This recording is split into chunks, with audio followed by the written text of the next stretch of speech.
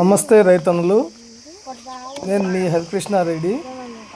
ఈరోజు మనం మన గ్రామంలోకి డ్రోన్ తీసుకొచ్చాము. మా అల్లుడు ప్రవీణ్ అనే అబ్బాయి తీసుకొచ్చాడు. దాన్ని ఒకసారి ఆపరేట్ చేసుకుంటామని చూసాను. ఒకసారి చూడండి, మీరు కూడా జస్ట్ మైదానంలో ట్రయల్ రన్ వేసాను. నేనే ఆపరేటింగ్ చేశాను.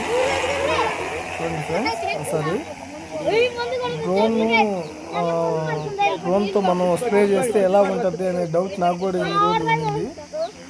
కానీ ఆ డౌట్ ఈరోజు క్లియర్ అయింది. డ్రోన్తో స్ప్రే చేస్తే చూడండి, ఒకసారి నాదాలు మీరు గమనించండి. పర్ఫెక్ట్గా ఫైర్ మీద ఆ స్ప్రే అనేది పడతా ఉంది. పైనుంచి పడడం వల్ల కరెక్ట్గా పైనుంచి చిమ్మడం వల్ల స్ప్రే అనేది కరెక్ట్గా మన ఫైర్ మీద పడుతూ ఉంది. దానివల్ల మనకు ముందు సేవ్ అవుతుంది.